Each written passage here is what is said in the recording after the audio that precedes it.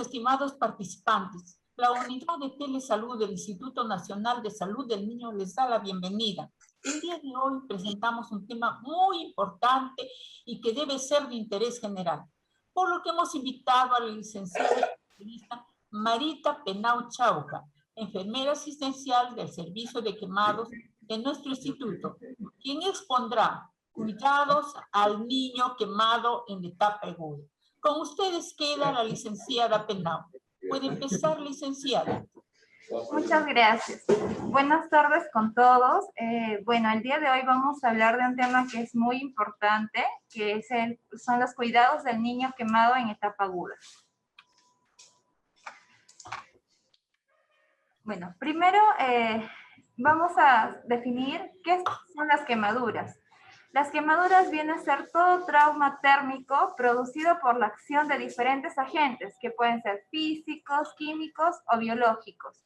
Estos van a provocar alteraciones en la piel, las cuales pueden ir desde un enrojecimiento hasta la destrucción de estructuras vitales. Ahora, definitivamente, el daño del tejido va a estar en función de la cantidad de calor del agente térmico y el tiempo de exposición. ¿Qué quiere decir? Que no es lo mismo el daño de un tejido que va a sufrir un niño que se quema por rociamiento, que es decir, que puede estar pasando y le cae una taza de agua de líquido hirviendo, con un niño que se queme por inmersión, que va a tener más tiempo expuesto dentro de una superficie. Ahora, tenemos que recordar también que el daño térmico va a continuar aún después de que el agente injuriante es removido. ¿Qué quiere decir?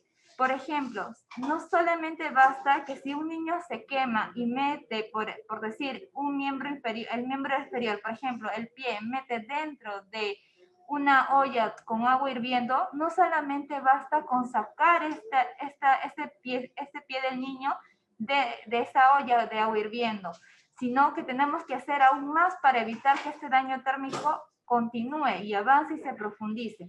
¿En qué tenemos que hacer? Tenemos que enfriar esta zona. ¿Y con qué vamos a enfriar esta zona para evitar que este daño térmico avance? Pues con agua fría, ¿no? Con agua fría tenemos que hacer que caiga el agua fría sobre la superficie del área quemada. Y así podemos evitar y disminuir la intensidad del calor y el daño producido por este agente térmico.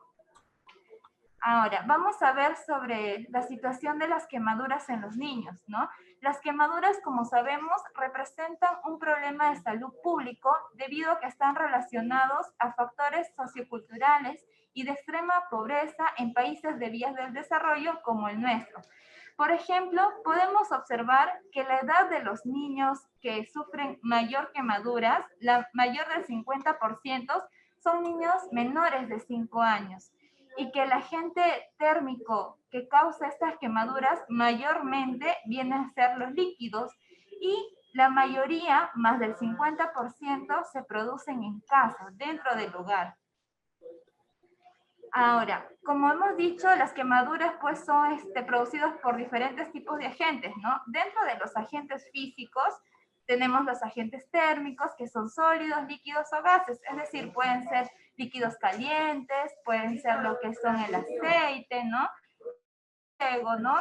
También tenemos los agentes físicos, los eléctricos, que son corrientes, pueden ser de alto o bajo voltaje, los radiantes pueden ser rayos ultravioletas, ¿no?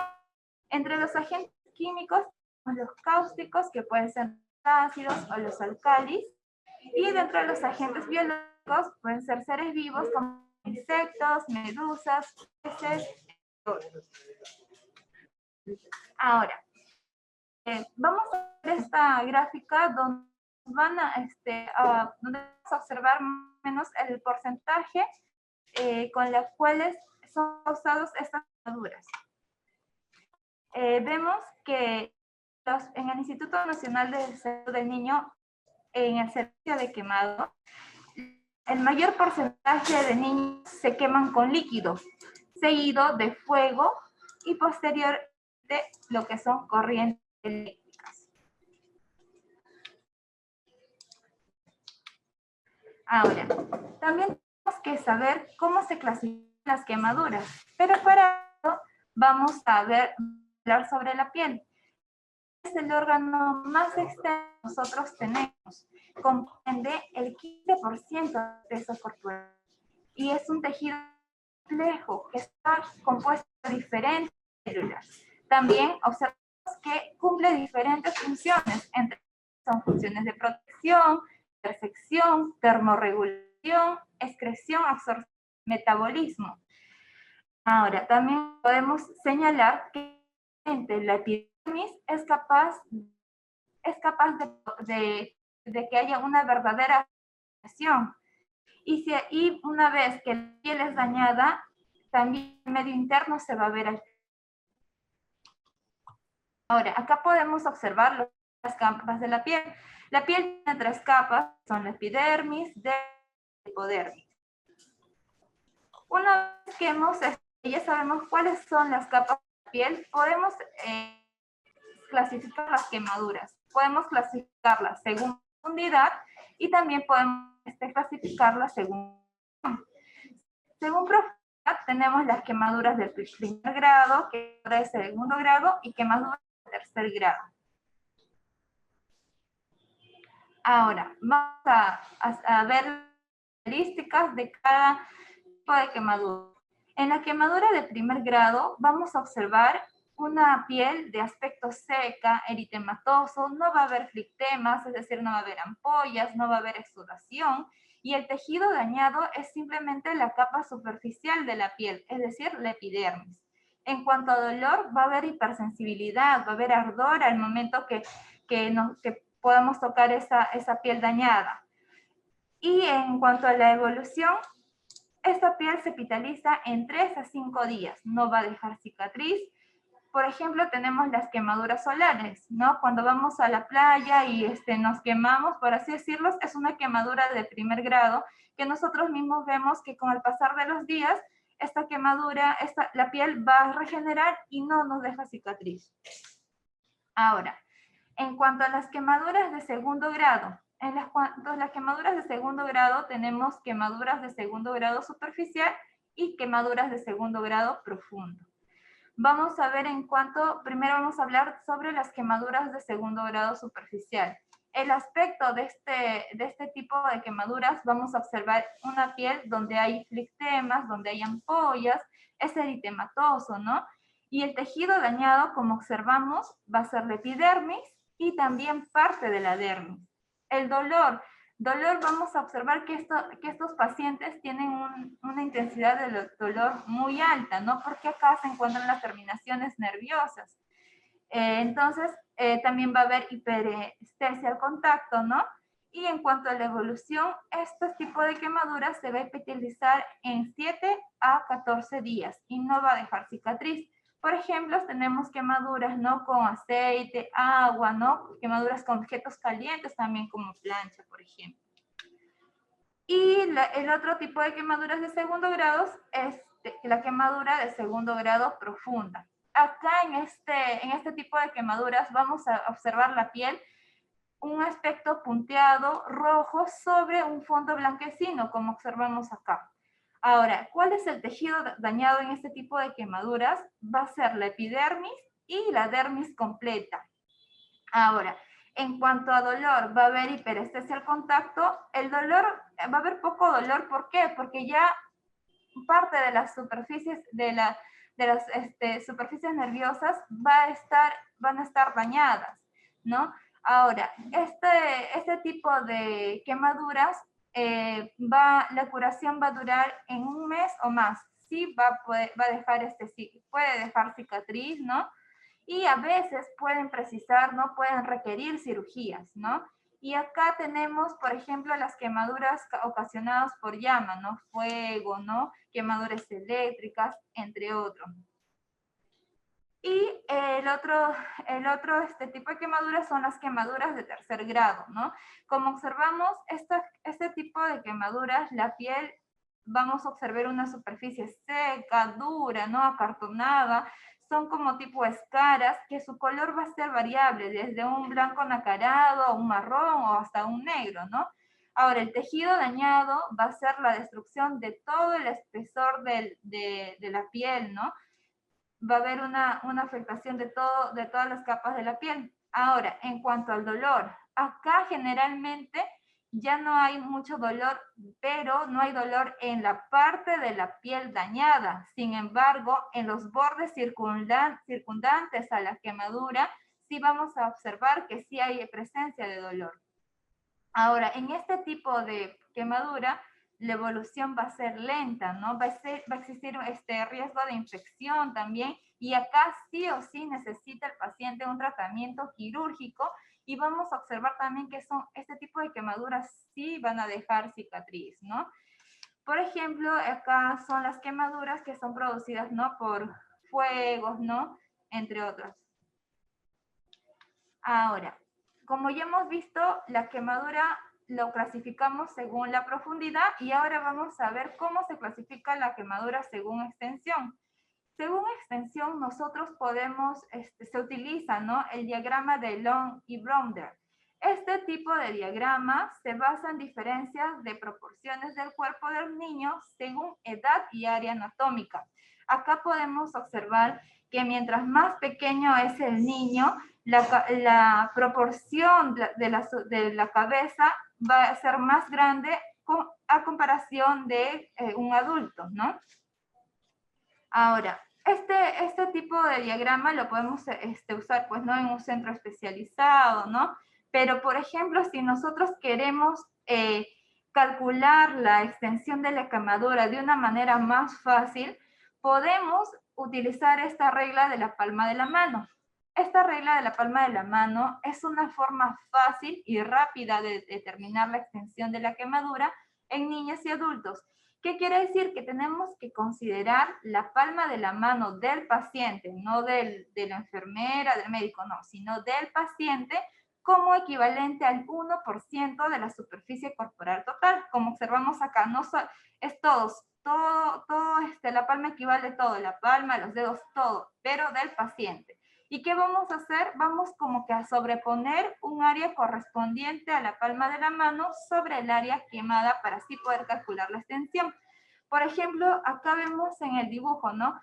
Toda esta parte es el área afectada de la quemadura, y con la palma del paciente sobreponemos sobre esta área, y este paciente tendría un 2% de quemadura, de quemadura, ¿no? Ahora, también existen lo que son áreas especiales. ¿Por qué le llamamos que son áreas especiales? Porque son áreas que no necesariamente son vitales, pero sí debemos considerarlo que son muy importantes, ¿no? Porque puede ejercer gran gravedad en cuanto a traer secuelas. Por ejemplo, estas áreas especiales tenemos la cara, ¿no?, las manos, los pies, que son áreas funcionales. Entonces tenemos los genitales también, ¿no? Entonces, estas áreas son áreas especiales y tenemos que darle una gran importancia. Ahora, vamos a hablar sobre las intervenciones inmediatas. ¿Qué podemos hacer si nosotros tenemos a una persona, a un niño que se quema? Lo primero es detener la quemadura, como ya habíamos hablado. ¿Y cómo vamos a detener la quemadura? Enfriando esta quemadura, es decir, como observamos acá en la imagen, primero tenemos que remover el agente injuriante que provocó la quemadura, es decir, sacar a la persona de donde está ese agente injuriante. Como habíamos dicho, por ejemplo, si un niño por inmersión se quema, es decir, mete el piecito en una olla de agua hirviendo, ¿qué tenemos? Lo primero que hacer es sacar ese pie de esa olla de agua hirviendo. Después tenemos que retirar la ropa, accesorios como anillos, relojes o cinturones que pueden hacer que esta quemadura se profundice. ¿Por qué? Porque retienen calor. Y lo más importante, debemos rociar y enfriar esta zona ¿con qué? Con agua fría, por lo menos de 20 a 30 minutos. Esto nos va a ayudar porque puede reducir la profundidad de la quemadura. Es decir, que es muy importante que toda persona que se queme tenemos que enfriar estas zonas. Esto tenemos que darle una importancia adecuada. Ahora, si el agente es químico, la irrigación con agua fría puede continuar y debe continuar durante 1 hora. También una de las intervenciones inmediatas es que tenemos que evitar la hipotermia. ¿Por qué? Porque la piel cumple funciones, ¿no? Y una de esas funciones es mantener la temperatura corporal adecuada. Y al ya no existir piel, pues este niño puede ir a la hipotermia. ¿Y qué quiere decir? Que puede provocarnos complicaciones también debido a exponerlo a este niño. Es decir, tenemos que cubrirlo a este niño. Cubrir la quemadura inicialmente puede ser con alguna toalla, algún paño seco o limpio, ¿no? Y tenemos que evitar de colocar tratamientos tópicos hasta que esta quemadura sea evaluada por un especialista, ¿no? Es decir, no debemos de echar, por ejemplo, a veces vemos que los papás echan aceite, que echan pasta dental. ¿Y esto qué va a hacer? En vez de mejorar, podemos hacer que esta quemadura se profundice y también podemos hacer que esta quemadura presente infecciones porque estamos utilizando diferentes tipos de cosas que no son las ideales, ¿no? Y algo también importante es, como sabemos, las quemaduras de 2º grado, ¿no? Provocan dolor, entonces podemos ir administrando un analgésico, ¿no? Capaz en los centros de salud, no un paracetamol, para evitar que este niño pues disminuya este dolor que son provocadas por las quemaduras.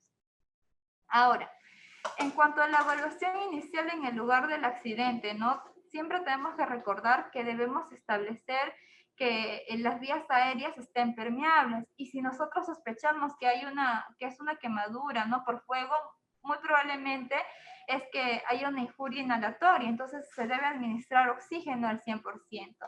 Ahora, en caso haya hemorragias o fracturas, debemos estabilizarlo, ¿no? Después también tenemos que cubrir las quemaduras con telas limpias y secas y dar inicio a una reanimación hidroelectrolítica, ¿no? Si es que lo ideal es iniciar con lactato de Ringer, pero si es que no tenemos a la mano esto, al menos ir avanzando con cloruro de sodio para evitar que este niño se deshidrate aún más, ¿no? Y llegue a una hipovolemia. Y después, bueno, trasladar al hospital, ¿no? A un hospital. Ahora, vamos a ver los criterios de derivación para la atención en la unidad de quemados, ¿no? ¿Qué paciente sí o sí tiene que ir a una área especializada? Son aquellas personas, niños, que tengan quemadura de más de 10% de la superficie corporal total. Quemaduras que sean en áreas especiales, como ya lo habíamos mencionado, ¿no? Caras, manos, pies, genitales y grandes articulaciones. Aquellas quemaduras de espesor total superiores al 5%. También son que también tiene que ser derivado aquellas que sean quemaduras eléctricas, porque capaz esas quemaduras eléctricas no tengan mayor extensión, pero sí puede provocar mayor profundidad, ¿no? Es una quemadura más profunda, que generalmente son de 3er grado. Quemaduras químicas también tienen que ser derivadas, ¿no? Quemaduras con una lesión de inhalación asociada. También quemaduras circunferenciales de las extremidades o del tórax, porque este tipo de quemaduras puede provocar que haya un síndrome compartimental y que necesite esta persona sí o sí una atención inmediata para que le hagan una escarotomía para que pueda pues ventilar mucho mejor, porque en aquellas quemaduras circunferenciales de tórax generalmente son estas quemaduras que hacen que opriman, ¿no? Que haya una presión en el tórax y que no haya una adecuada respiración. Entonces estas quemaduras sí tienen que ser derivadas rápidamente. Otras también son las quemaduras con enfermedades preexistentes, ¿no? Que podrían complicar el tratamiento, prolongar la recuperación o aumentar la mortalidad. Y también las quemaduras pues con traumatismos asociados. Ahora, vamos a hablar sobre el síndrome del paciente con quemaduras. En el síndrome del paciente con quemaduras vamos a ver que son las personas que tienen quemadura van a tener alteraciones de líquidos y fluidos. ¿Por qué? Va a haber una pérdida grande de volumen de líquidos, ¿no? Que tienen que ser repuestos rápidamente. porque si no son repuestos rápidamente, esto puede provocar y puede llegar el paciente a una hipovolemia. También hay hay en este síndrome disturbios metabólicos, porque hay un aumento del consumo de oxígeno y de una excesiva pérdida de nitrógeno, ¿no?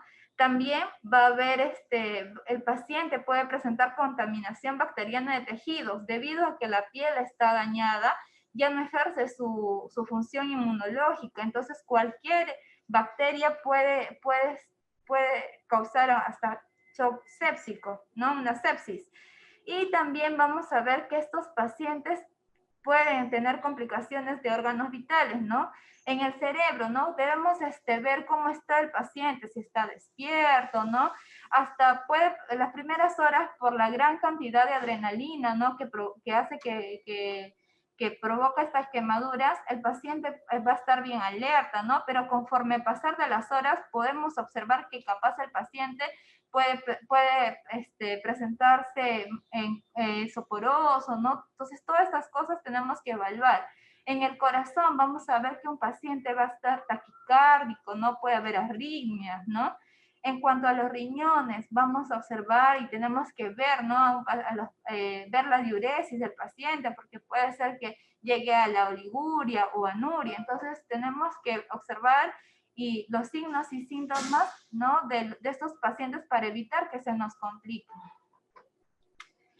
Ahora, dentro de la valoración tenemos que ver lo que es la valoración primaria y la valoración secundaria. En la valoración primaria vamos a valorar el ABCDEF.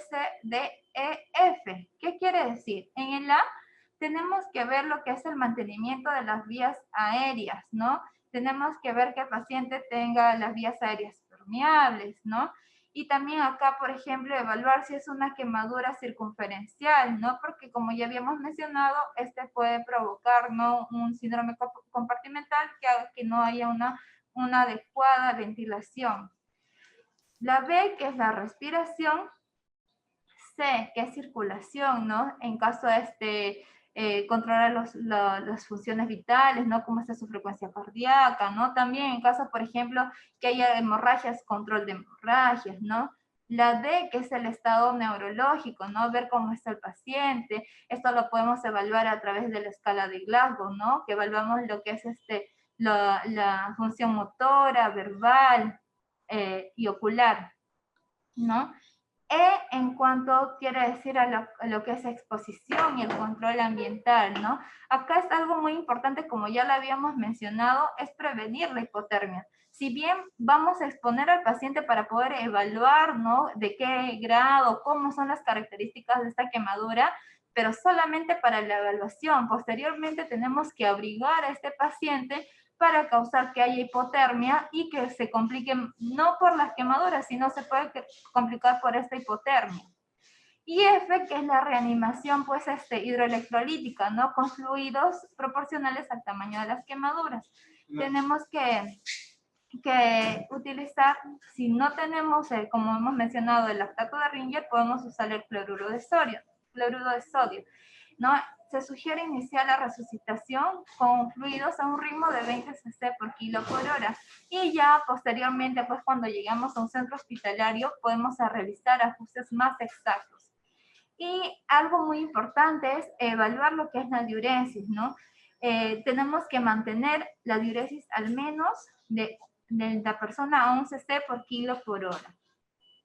Ahora, dentro de la valoración secundaria, en la valoración secundaria, ¿qué es importante? Tenemos que valorar el agente, ¿no? Saber por qué fue, si fue por líquido, si fue por corriente, si fue por fuego, ¿no?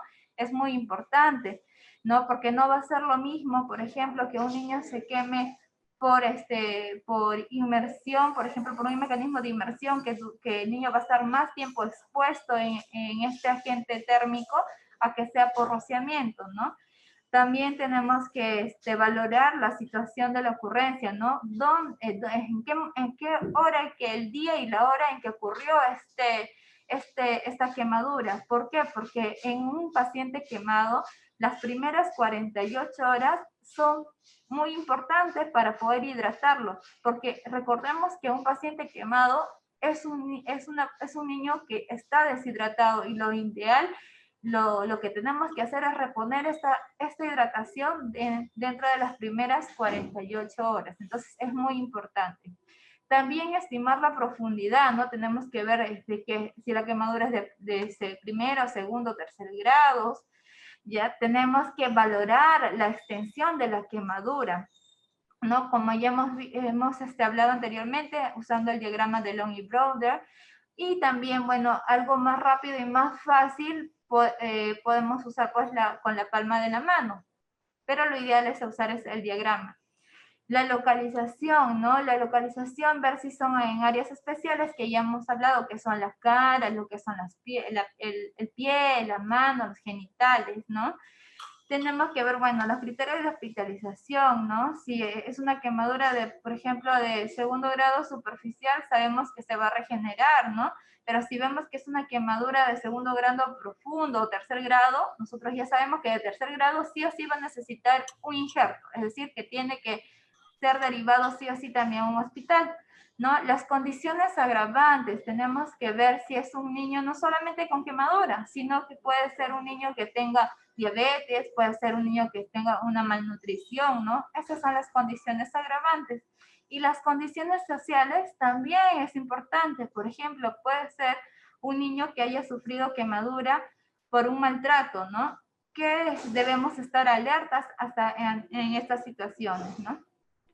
Ahora, en el servicio de cirugía plástica y quemados, en el servicio en el Instituto Nacional de Salud del Niño, tenemos un formato que es un PAE, ¿no? Un proceso donde nosotros valoramos todo lo que hemos hablado, todos estos datos importantes para que pues la atención de este niño sea la más óptima, ¿no? Ahora, en la primera parte, como podemos observar, son pues, los datos generales, ¿no? La edad, ¿no? Pero algo que es muy importante y que sí o sí siempre tenemos que saber, como le hemos dicho, es la fecha de trauma térmico y la hora. ¿Para qué? Para poder hidratarlo a este niño y saber cómo hidratarlo, ¿no? Porque, por ejemplo, puede ser un niño que se quemó hoy día lunes, ¿no? Entonces, su hidratación por esta quemadura, ¿cuándo terminaría? Si se quemó el día lunes a la 1 de la tarde.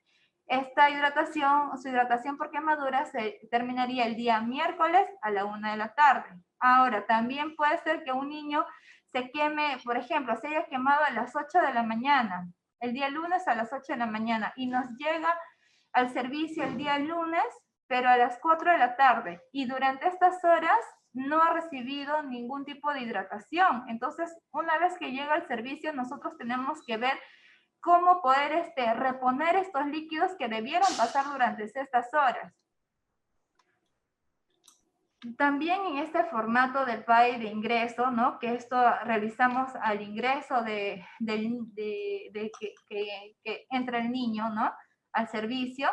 Es importante el relato del accidente. Acá vemos nuestra valoración, como decimos, ¿no? Ahí el familiar, el papá o la mamá, que la persona que acompaña a este niño nos tiene que relatar cómo fue el accidente, ¿no? Ahí vamos a saber por qué, con qué se quemó, ¿no?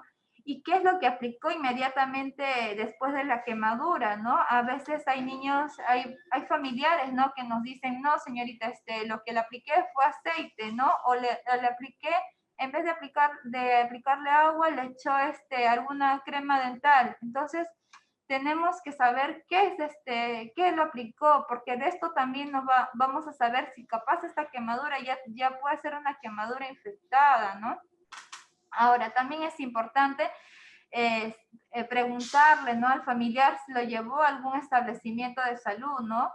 A veces lo llevan a un centro de salud, ¿no? Y después lo regresan a sus casas y ya con el pasar de los días ven que la quemadura, pues, se está infectando o el niño tiene fiebre. Entonces, eso también es importante.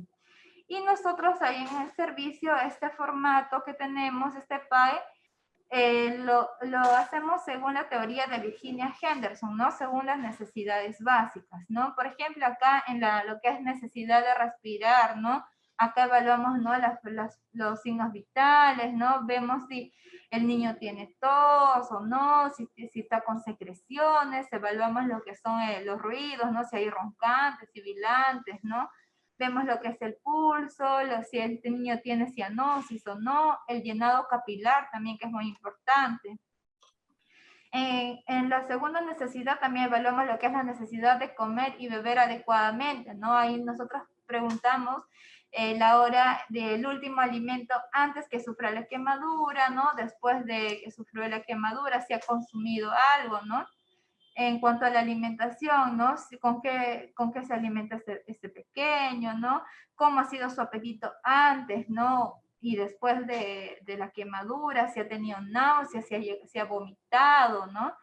Importantísimo es el peso, porque con el peso nosotros vamos a trabajar, vamos a poder sacar cuánto de hidratación necesita este paciente. Entonces es muy importante el peso exacto. No preguntarle al familiar, por ejemplo, decir, mi niño el mes pasado pesó 12 kilos y nosotros sacar con ese peso nada más la hidratación. No, eso es erróneo. Nosotros tenemos que pesar en el momento que ocurrió, que nos llega el niño, tenemos que pesarlo para tener un peso verdadero, ¿no? Un peso que nosotros lo observamos que es del momento.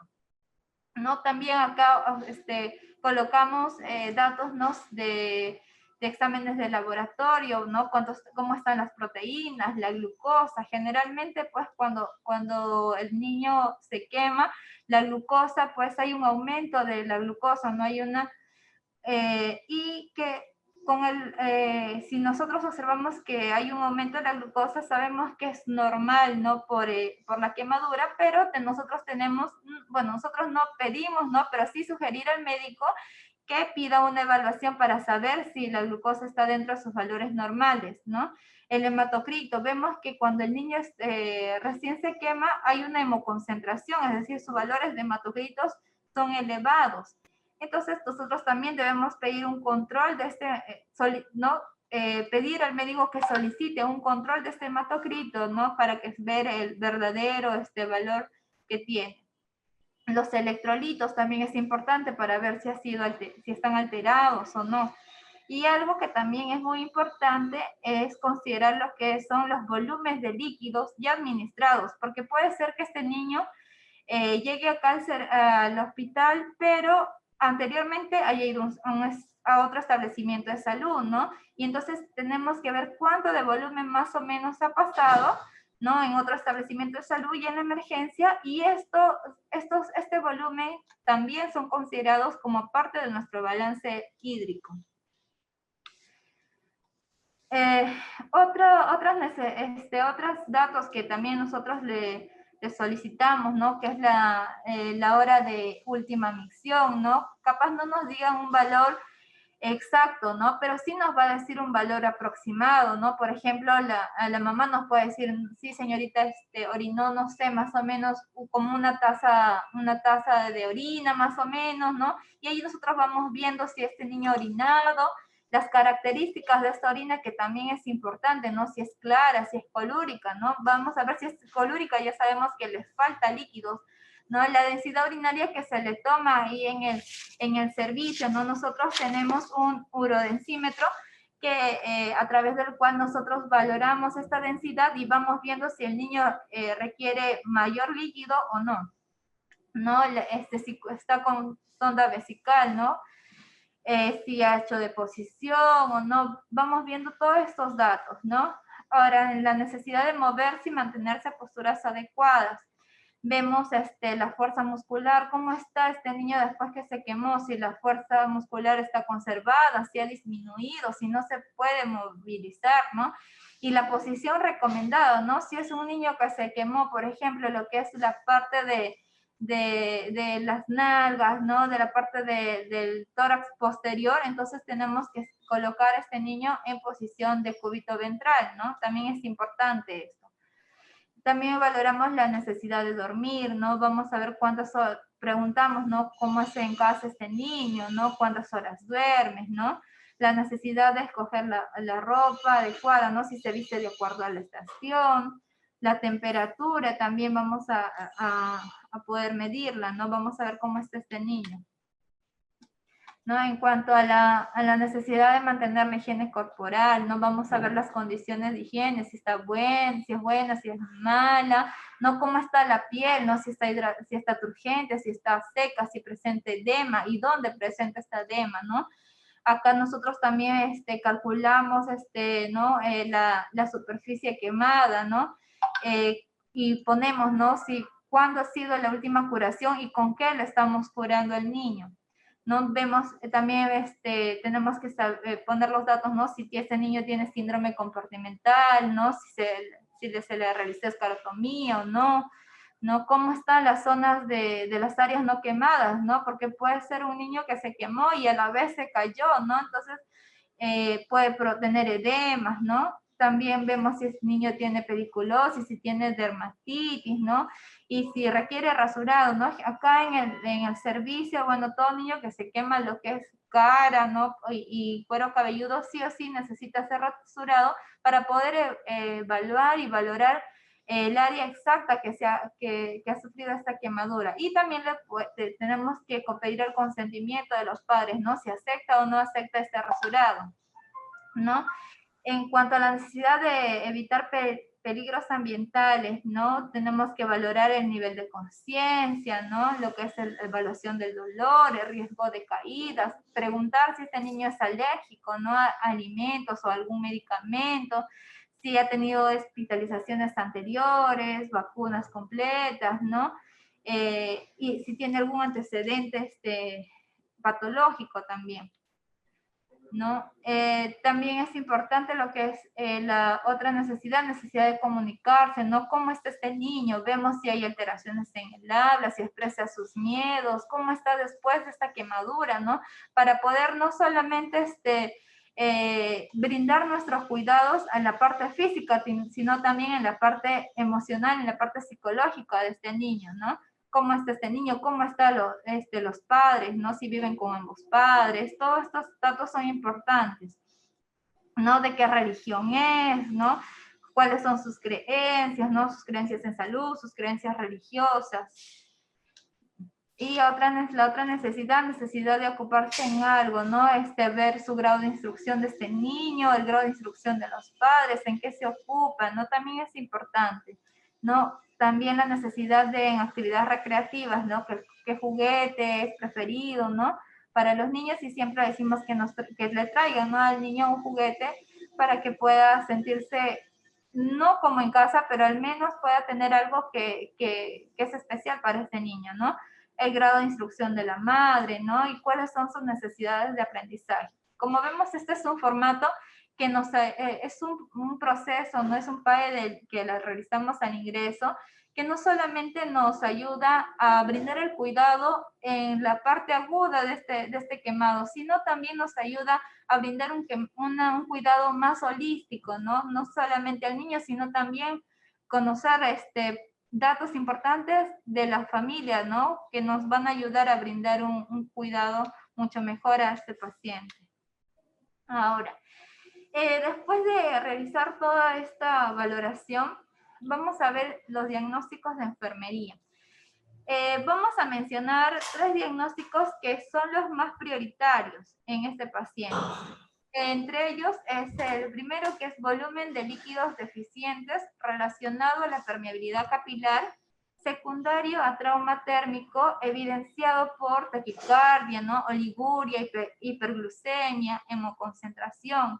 Otro diagnóstico que también es importante es el dolor, ¿no? Dolor agudo relacionado a agentes lesivos, ¿no? Que son manifestados por informe verbal, también podemos verlo a través de irritabilidad del niño, ¿no? Otro diagnóstico también importante es integridad de la piel deteriorada relacionado con factores de desarrollo manifestado por destrucción de las capas de la piel. No podemos ir priorizando estos diagnósticos.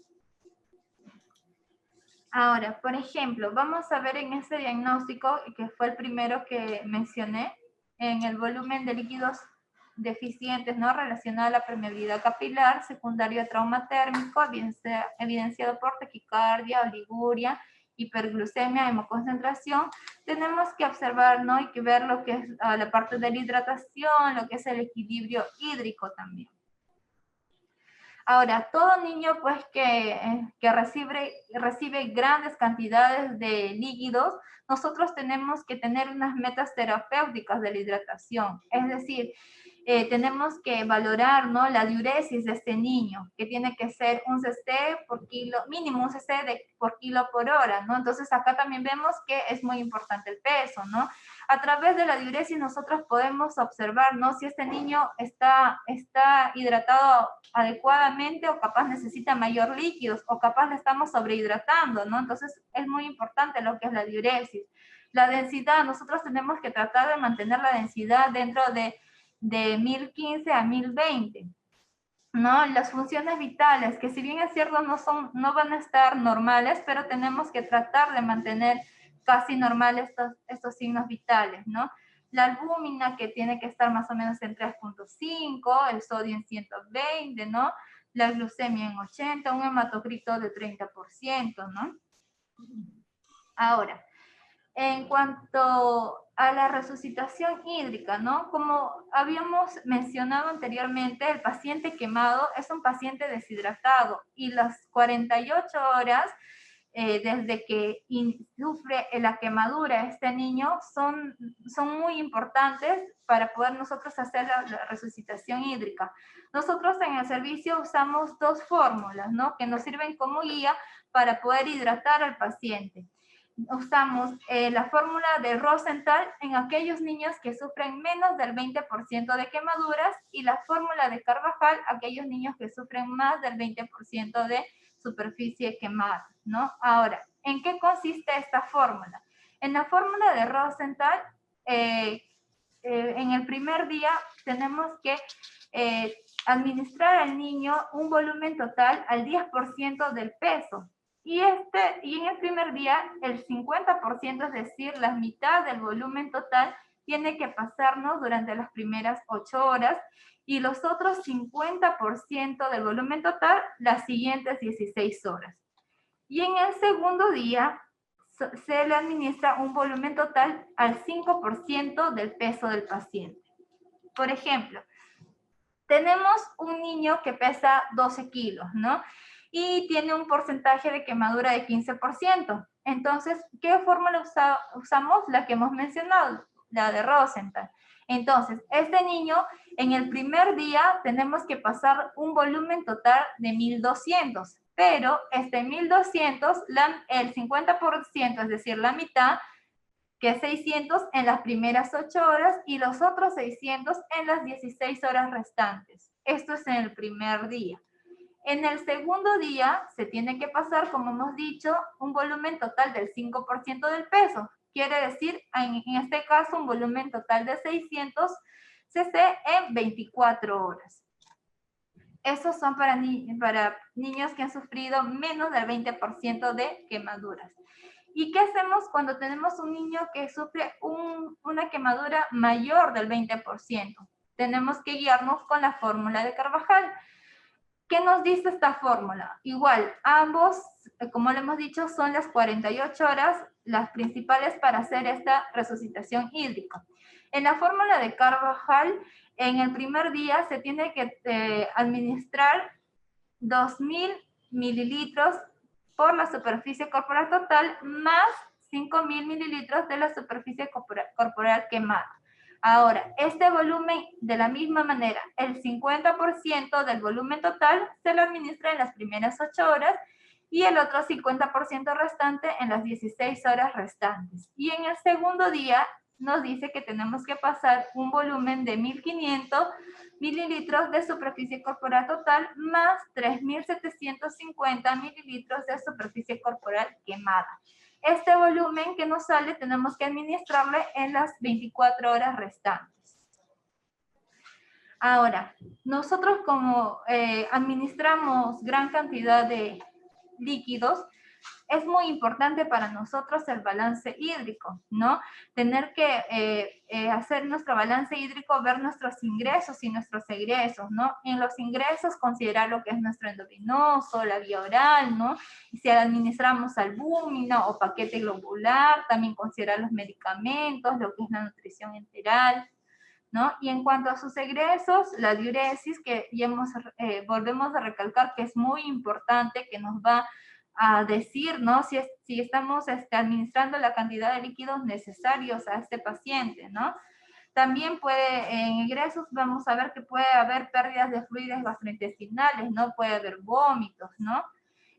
Secreciones por las propias heridas, ¿no? En las quemaduras de segundo grado son quemaduras que donde las heridas hay mayor cantidad de secreciones, ¿no? También tenemos que considerar lo que son las pérdidas insensibles.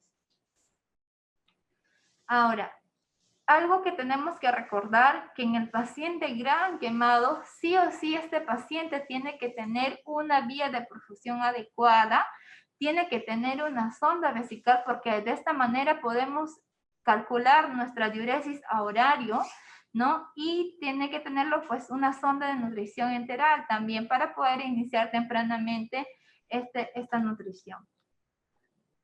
Ahora, el soporte nutricional, ¿no? La nutrición enteral temprana es muy importante en los pacientes quemados. ¿Por qué?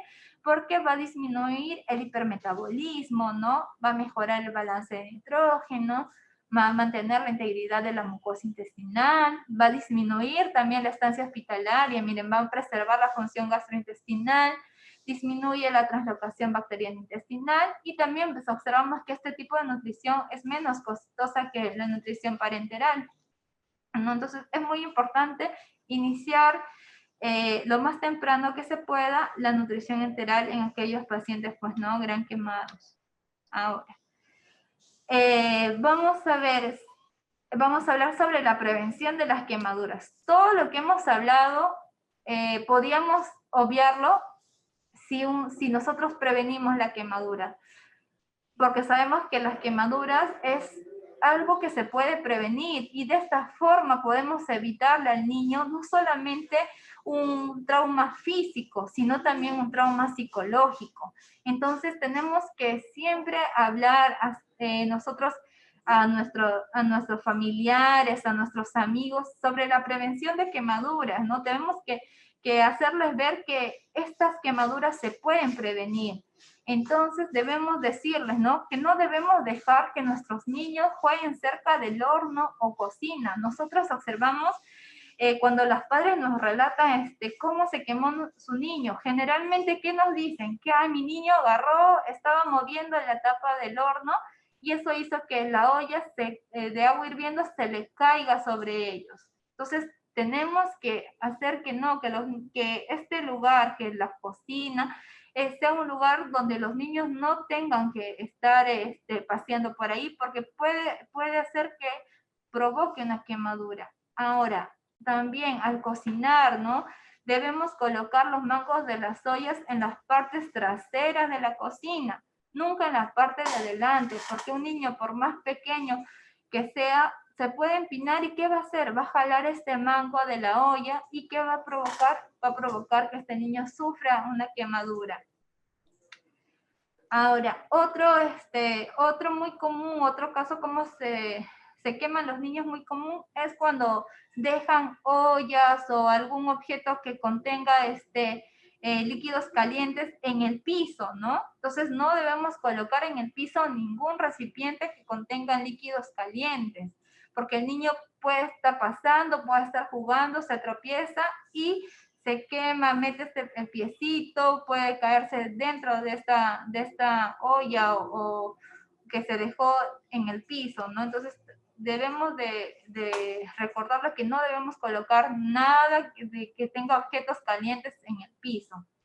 Ahora, otra forma como se queman los niños también es, ¿por qué? Porque muchas veces dejan, por ejemplo, las mamás dicen, ay, es que iba a bañar a mi niño y dejé en la tina, eché el agua caliente y me fui a traer agua fría para entibiarlo y justo el niño metió el piecito ahí dentro de esta tina. Entonces debemos recordar que al bañar a nuestro niño, siempre primero debemos colocar el agua fría y posteriormente el agua caliente para entibiarlo, ¿no? Ahora, también algo que tenemos que hacer es no debemos tomar ni transportar líquidos calientes cuando tenemos a nuestros niños en brazos, porque en un simple descuido, o puede ser que el niño sin querer dé un manotazo a la mamá, ¿no? O haga que desestabilice ese equilibrio. ¿Y qué va a hacer? Que ese líquido se caiga sobre el cuerpo de este niño y nos provoque pues una quemadura. Entonces es muy importante la prevención de las quemaduras para evitar a que nuestros niños no sufran estos daños irreversibles, ¿no? Estos daños físicos y los daños psicológicos que siempre van a estar presentes en ellos. Bueno, muchas gracias. Bien, licenciada, vamos a revisar las preguntas emitidas. Nos preguntan, para enfriar más rápido la quemadura, ¿se puede usar agua helada? No, lo recomendable no es usar agua helada, lo recomendable es usar agua a temperatura ambiente, ¿no? Agua fría, pero no helada, y ni tampoco enfriar la quemadura poniéndole un hielo, porque sabemos que el hielo también provoca que sufra una quemadura, ¿no? Si nosotros ponemos agua y helada, va a hacer que haya un cambio brusco de temperatura. Entonces, lo ideal es agua a temperatura ambiente, ¿no? Que corra esta agua sobre la superficie quemada. De más o menos, esta agua tiene que estar a una temperatura de 20 a 30 minutos, que es lo que hemos mencionado, ¿no? Muy bien, licenciada. Si no hubiera agua al alcance, ¿qué recomendaría usted? Por ejemplo, lo ideal es agua fría del caño, ¿no? Pero si nosotros no tenemos, por ejemplo, encontramos, no sé, tenemos un balde ahí de agua de varios días. Bueno, eso lo podemos poner, no importa, lo ideal, o nuestro objetivo, por así decirlo, es enfriar esta superficie quemada. Sí o sí, para evitar que se profundice esta quemadura. Bien, licenciada, nos viene otra pregunta por el chat. Buenas tardes, una consulta. Si tengo solo cloruro de sodio y agua estéril, ¿cuál es recomendable colocar en una quemadura y por qué? Sí, ¿para hidratarlo se refiere? No, parece que no. Vuelvo a repetir. Buenas tardes. Una consulta. Si tengo solo cloruro de sodio y agua estéril, ¿cuál es recomendable colocar? Parece que es echar. En una quemadura. ¿Y por qué? Si es para enfriar la zona, solamente es agua destilada, porque nuestro objetivo, como le decimos, es enfriar esta superficie de área quemada. O sea, con el agua destilada nos basta, si es solamente para enfriar la superficie. Bien, licenciada. Nos llega otra pregunta por el interno. En el caso de quemadura por corriente eléctrica, ¿qué precaución específica se debe tener? Bueno, en caso de quemaduras por corriente eléctrica, ahí nosotros sí tenemos que tener bastante cuidado, porque nosotros no tenemos que valorar la zona, la situación, ¿no? Es decir, por ejemplo, si vemos que un niño se está quemando con corriente eléctrica, nosotros no vamos a acercarnos directamente al niño, porque nosotros también podríamos ser los afectados. Tenemos que, lo principal es sacar la fuente, ¿no? que está provocando esta quemadura. Por ejemplo, si el niño se está quemando porque está agarrando un cable, ¿no? Que está conectado, entonces lo primero que tenemos que hacer es desconectar este cable, ¿no? Antes de acercarnos al niño. Lo primero es, como dijimos, primero es alejar del agente injuriante, ¿no? En este caso, la corriente eléctrica, sacar este desenchufe que está pues provocando la quemadura a este niño, ¿no? y no a este niño, por ejemplo, no vamos a echarle agua, ¿no? Porque es más bien va a ser un conductor de la electricidad. Bien. Nos pregunta, ¿la quemadura por corriente eléctrica tiene una puerta de entrada y otra de salida? ¿Dónde ocasiona mayor daño? En este tipo de quemaduras, el mayor daño es en la salida, ¿no? ¿Por qué? Vamos a observar que en estos niños con quemadura eléctrica puede ser que la extensión sea mínima, pero la profundidad de esta quemadura es mayor que a comparación de una quemadura por un líquido caliente, que en la quemadura de líquido caliente vamos a observar pues que la extensión es mayor que puede ser que la profundidad, pero en caso de corriente eléctrica no, la profundidad es una quemadura mucho más profunda, que generalmente son quemaduras de tercer grado que sí o sí van a necesitar pues injertos. Licenciada, ¿y puede ocasionar daño en órganos internos? Claro, porque vemos que por corriente eléctrica esta quemadura solamente a veces nosotros vemos el punto de entrada, pero no vemos el punto de salida, ¿no? Y vemos que estas quemaduras por corriente, esta corriente va a viajar y puede provocar daño a diferentes órganos. Y nosotros generalmente capaz no lo vemos, ¿no? Solamente vemos el punto de entrada, pero no vemos cómo está por dentro, cómo está avanzando por dentro esta quemadura, ¿no? Vamos a ver que el corazón va a tener, va a poder tener arritmias capaz, ¿no? Entonces, un niño que sufre quemadura por corriente, generalmente le hacen un EKG, ¿no? Para ver cómo está el corazón, cómo estamos por dentro, ¿no? Bien, licenciada. ¿La inhalación de vapores calientes puede causar quemadura en vía aérea? Claro, o sea, por eso hemos dicho que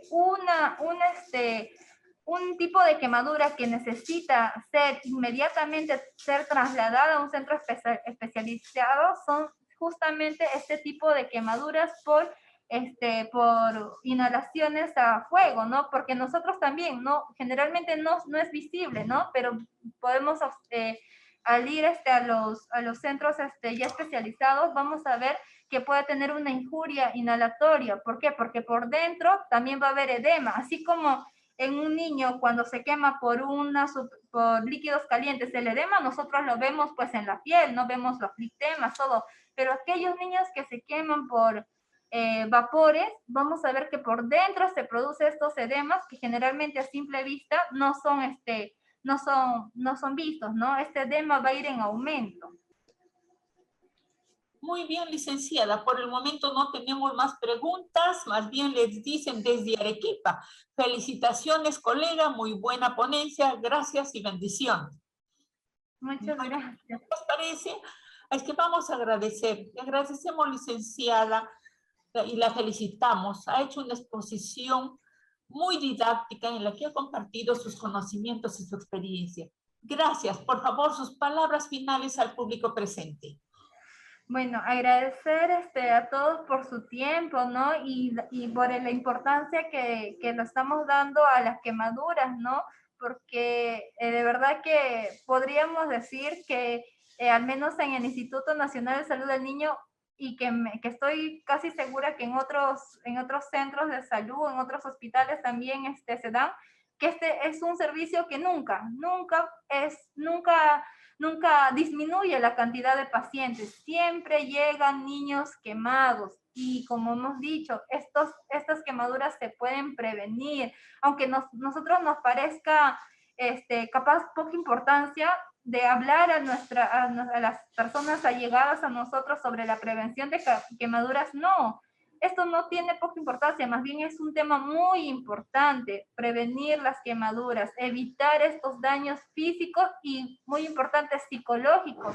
Un niño quemado ya no vuelve a ser el mismo niño, tiene trauma tanto físico, ya tiene sí o sí a veces cicatrices, ¿no? Y cicatrices no solamente que se ven en la parte externa, sino también dentro del corazón lo llevan ese daño sufrido, no se van a ver la misma igual, ¿no? Su imagen corporal se ve alterada. Y nosotros si no tomamos la importancia de estos niños también a llevarle a un psicólogo, esos niños, cómo van a crecer, cómo va a ser su futuro de esos niños. Entonces, por favor, prevengan, hablen, denle mucha importancia a la prevención de quemaduras en nuestros niños. Gracias nuevamente. Excelente exposición, licenciada.